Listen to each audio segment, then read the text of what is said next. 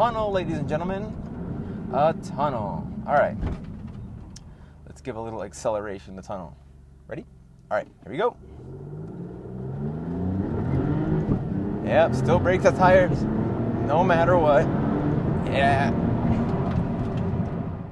Hello everyone, my name is Gabriel for DuPont Registry, and check out what I'm driving today. It's the new Maserati MC20, and this is a really important car for the manufacturer, as well as I think the segment overall. MC20 stands for Maserati's return to motorsport in 2020, and I think over the last decade or so, supercars have gotten really aero-focused and just really over the top, and I think maybe they're not quite as beautiful as they once were, but look at that. That is a stunning looking car. So we're up in the canyons. Let's see if it drives as good as it looks.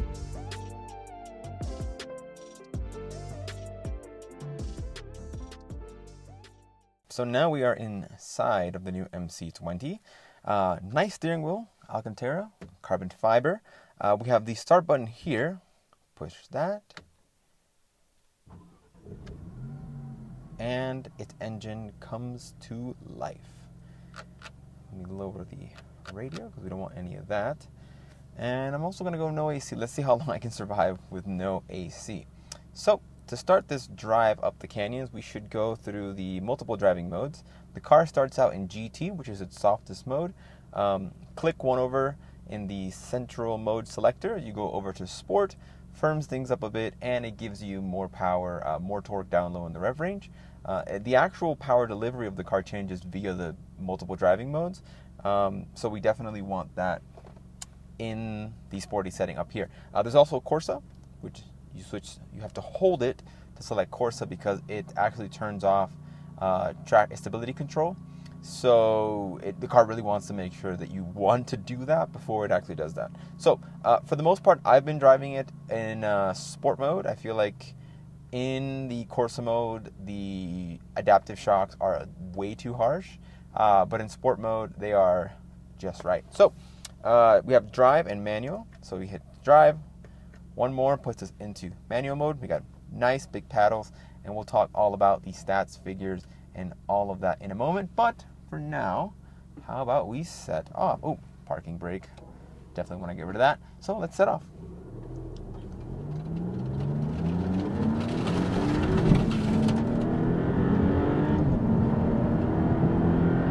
Shake off a little bit of that debris there. Make sure we have 4 clean, clear, and sticky tires. That's going to be absolutely essential. So, MC20. The MC20 was actually, the name was actually designed to represent Maserati's return to racing in 2020. That's why it is the MC20. Even though it looks like a supercar and frankly has the stats of a supercar, I find myself enjoying it not at those peak crazy speeds, and we'll dive into a little bit of those impressions later. But for now, let me tell you about the power, because there's a ton of it. This is a 3-liter twin-turbo V6. It's actually, according to Maserati, the most powerful in its class, although there are some other cars that I'm pretty sure get pretty close to that figure.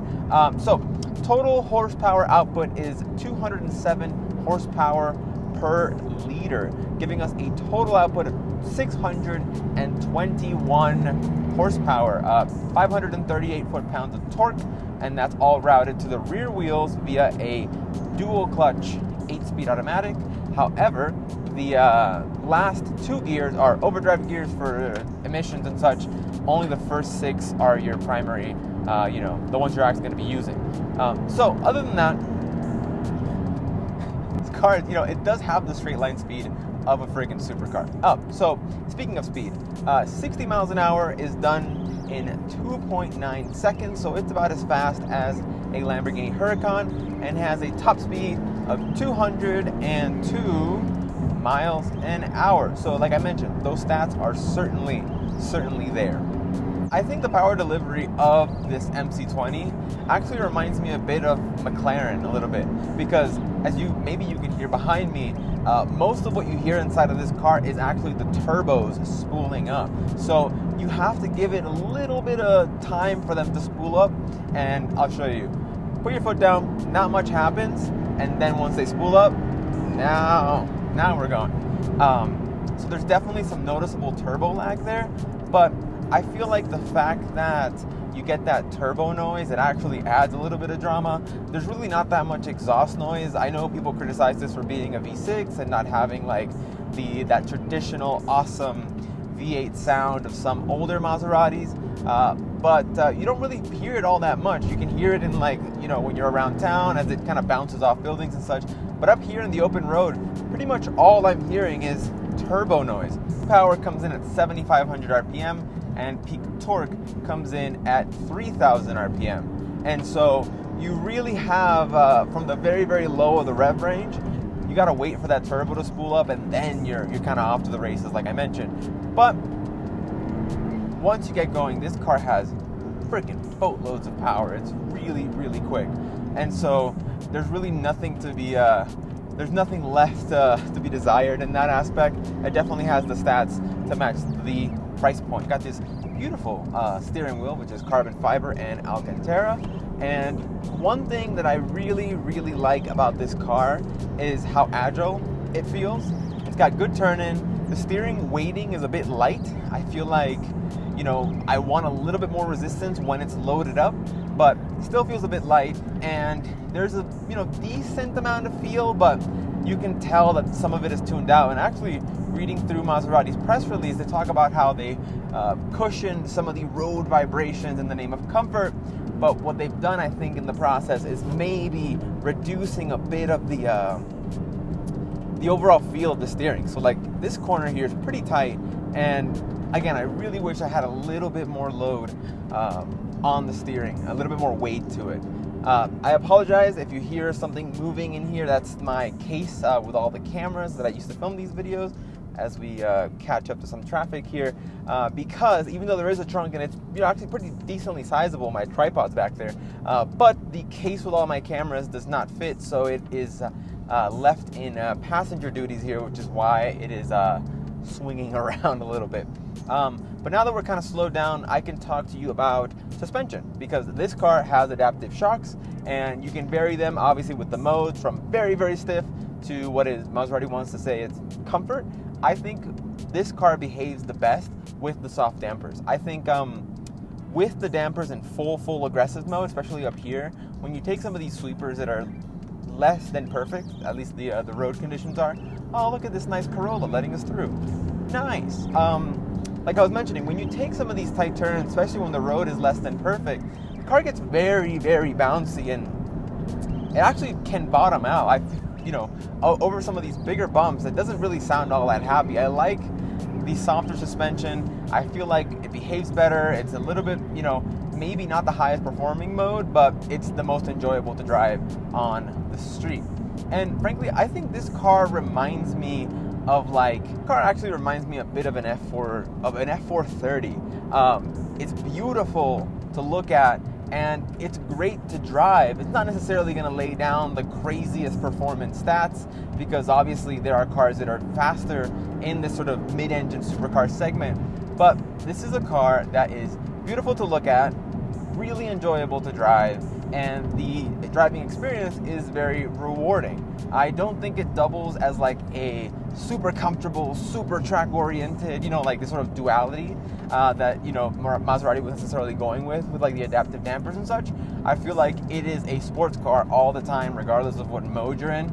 And I think that's for the better. I think this driving experience is really rewarding up here in the canyons, but it's also pretty rewarding around town. It's actually like pretty responsive and very, very easy to drive. I would argue this car is likely very, very easy to live with long term.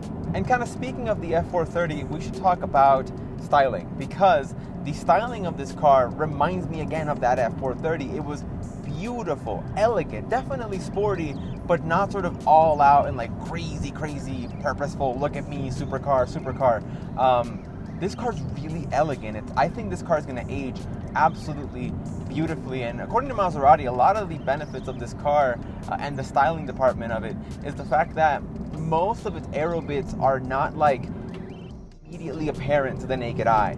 You're not going to see a bunch of wings and, you know, big, huge intakes and nothing crazy like that. A lot of the design of this car was meant to be subtle. It's to be effective but subtle, and I think that works extremely well. When I first saw this car in photos, I thought the rear looked a bit bland, but in person, it just has like this subtle elegance to it that this is an expensive car, don't get me wrong, and we'll talk pricing at the very end, but it does have that elegance that just looks expensive. This looks special from a distance.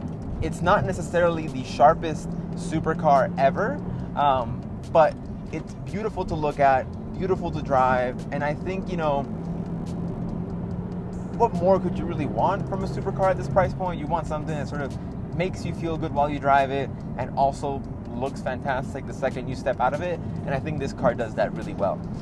Let's talk, I think, interior. You basically have two 10.25-inch screens. One is your digital instrument cluster, one is the main infotainment screen, which has Apple CarPlay connectivity, which is really nice. And actually the Maserati infotainment system isn't half bad. It's actually really easy to use, and the fact that there are no buttons doesn't really bother me all that much because the screen is right within reach of my hand and I can click through everything I want to do with pretty relative ease. So there's definitely not a major downside. One thing that I think for me is would be the downside of the interior, aside from like sort of being a little Spartan, is the actual seating position. I feel like I'm sitting a bit higher than I would normally like. I think a seating position that would go a little bit lower would be great. And obviously these are the seats you get in the MC20 they have decent side bolstering, but they're not like, I wish they were just a little bit more aggressive. Through some of these tighter bends, I can feel myself kind of like not being held into place super duper well, and I'm, you know, pretty hefty, so somebody who's slimmer and smaller may find even less hold from these seats, so that's something to really keep in mind. Overall, the sound deadening is actually pretty good. On the highway, this car is very, very comfortable, reasonably quiet. Honestly, like, this would make a pretty decent road trip machine. While the seats may not be super duper... Oh, look, is that a deer? Well, okay. A deer, okay. They may not be super duper aggressive in terms of holding you in place, but they're pretty comfortable. I could see myself doing a long drive in these seats without really much of an issue. And overall, I think I feel like, again, this feels like Maserati is kind of warming up. I feel like the MC20 is really nice for what it's offering, and I think the driving experience is nice. I think the aesthetics are nice. And obviously, you know, the layout of the interior is actually pretty nice. But I think Maserati is warming up. I think they left enough on the table, both on the performance side, in the styling side, and in the interior side, to give us some hotter versions later down the line. That's going to be my bet. If I were a betting man, that's what I think Maserati's going to do. And actually, so this car has a carbon fiber monocoque, and that was very intentional, obviously, to make this very rigid and obviously just a better handling supercar. But the second purpose of that is the fact that Maserati is planning to make a convertible version and then eventually an electric version. Oh, we have a tunnel, ladies and gentlemen. A tunnel. All right. Let's give a little acceleration to the tunnel. Ready? All right, here we go. Yep, still brakes the tires, no matter what. Yeah. Yeah, even full traction. I mean, I guess this particular bit of the road's a bit slick, but yeah, even with full traction, stability control on, excuse me. Even with full stability control on, we did brake the tires loose a little bit, which is nice. It's kind of fun. I feel like this car is not super, like, trying to kill you status. It's very easy to drive. I find it really, like, again, really rewarding to drive, easy to drive, but again, not necessarily trying to kill you. So who do I think the MC20 is for? I think the MC20 is for somebody who wants to go on enjoyable drives up a canyon road. If you have a really nice road and like a free afternoon, kind of like how I'm doing now while I'm filming this video, this car would excel in that area. This would not be my track car. This would not be if I'm going for lap times or whatever. I don't think this one would be it because it just lacks a bit of refinement and at the absolute edge when you're driving really, really fast. But in the canyons like this, lovely experience. The color, this blue just freaking pops. And again, just a really, really rewarding car to drive. So I think now that we're at the very top of the mountain, how about we talk about some pricing and we'll go right back down.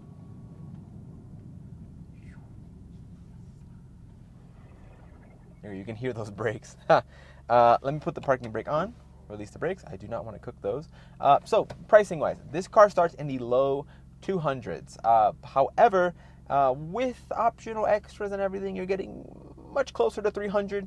I think that's, you know, spot on to the performance and kind of the driving aspect that the driving experience you get out of it. That's Huracan money. That's, you know, in that sort of ballpark. I would put this as a direct competitor to a Huracan, no problem.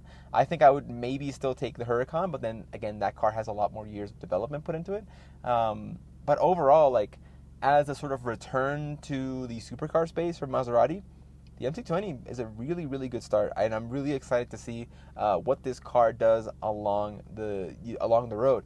I really, really hope that they don't go too crazy with the styling, adding a bunch of aero and something really, really insane like that, because they have a really, really pretty car here, and I just like to look at it. I love to drive it, but I really, really enjoy looking at this thing. So I think that's where we're going to end it. I want to thank you guys all so much for watching, and I'll see you again in a future video.